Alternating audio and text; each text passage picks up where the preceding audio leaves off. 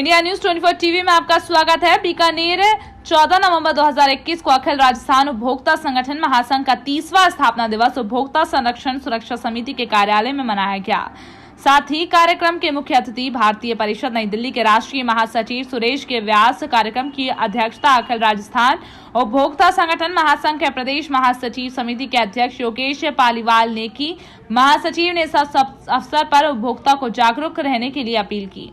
इस कार्यक्रम में नरसिंह दास व्यास, मुमताज शेख, कंचन भाटी, डॉक्टर किशन भाटी, रमेश थानवी, मुमताज बानो, अशोकाचार्य, भगवती पांडे, नित्यानंद पारिक, आनंद सिंह भाटी, राजेंद्र मेघवाल अन्य लोग मौजूद थे। बीकानेर से जिला ब्यूरो रामदयाल भारती की खास रिपोर्ट। सुरेश जी, पहले तो आपको 24 न्यूज इंडिया में आपका स्वागत है। आप काफी संगठनों से जुड़े हो और काफी समय से आप बहुत काम कर रहे हो उपभोक्ता संरक्षण समिति से, कट से, जयपुर के, दिल्ली, काफी संस्थाओं से जुड़े हो। जिस तरह से आज ये उपभोक्ता संगठन महासंघ का जो 30वां जो वर्षगांठ मनाई जा रही है, इसके बारे में आप कुछ बताएं। और उपभोक्ता महासंगठन क्या है, इसके बारे में बताइए। राजस्थान के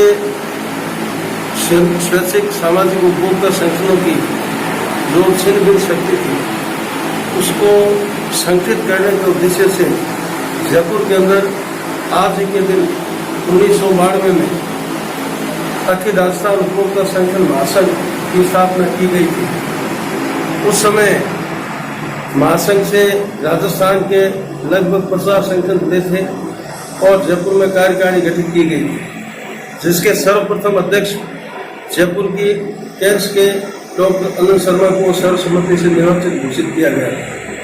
लोकतंत्र है और लोकतंत्र के अंदर लोकतांत्रिक प्रक्रिया से चुनाव भी होता है। महासंघ भी इसी प्रक्रिया के तहत हर 2 वर्ष से चुनाव करवाते थे। महासंघ के अनंत शर्मा के अध्यक्ष बनने के बाद उदयपुर के प्रमोद जी जवाहर, उनके पश्चात जोधपुर के लियाकत अली और उसके बाद बीकानेर को प्राथमिकता देते हुए 2 कार्यकाल का मौका मुझे भी मिला।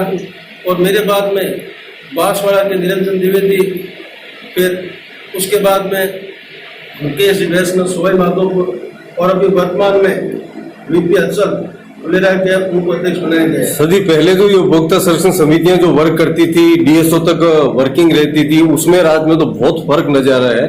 अभी उपभोक्ता समिति के जो अधिकारी काम करते हैं, तो अभी तो सरकार भी पूरी हेल्प नहीं कर रही है, फिर महासंगठन भी नहीं कर रहा। अभी कुछ समय पहले वो बोतलें पकड़ी गई थी, कुछ थानों में उन्होंने वैल्यूएबल किया, फैक्ट्री वालों ने जाके वहां नाम लिखा दिया समिति वालों का कि वो अधिकारी बन के आए थे, इसलिए वो भी पड़ताल ना कर। तो फिर महासंघ और जो संगठन जो आपके अधिकारी हैं, तो आप उनके खिलाफ क्या कार्रवाई कर रहे हैं? फिर दूसरी बात कहना चाहता हूँ, महासंघ के पास सीमित संसाधन है और जिन संसाधन है उन संसाधनों के हिसाब से गांव के ढाड़ी तक है वो महासंघ कार्य कर रहा है और विभिन्न गतिविधियों की जानकारी देते हुए आम उपभोक्ताओं को कानून के बारे में, अपने अधिकारों के बारे में जानकारी कराने का काम महासंघ का है और महासंघ निरंतर करता आ रहा है।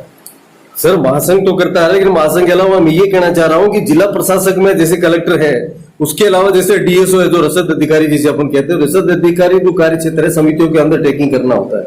अगर समिति को वर्क करती है तो डीएसओ को ये चाहिए था कि पूरी समिति का। आपसे भी निवेदन करना चाहूंगा, आप भी उपभोक्ता संरक्षण समिति के अध्यक्ष है बीकानेर के, आपकी जो कार्यकारिणी बीकानेर बनी हुई है, जिस तरह से एक बार बातें चीतें भी होती रहती है कि संगठन के डीएसओ वर्किंग नहीं करते हैं, दूसरे इंस्पेक्टर काम नहीं करते, तो फिर आप एक अध्यक्ष होने के नाते जब आपका काम नहीं करते तो फिर आप जनता का काम कैसे करोगे? फिर दूसरी बात, जितने भी डिपो होल्डर्स हैं, अभी इतनी बीच के अंदर इतनी लफड़ा परेशानी चली थी कि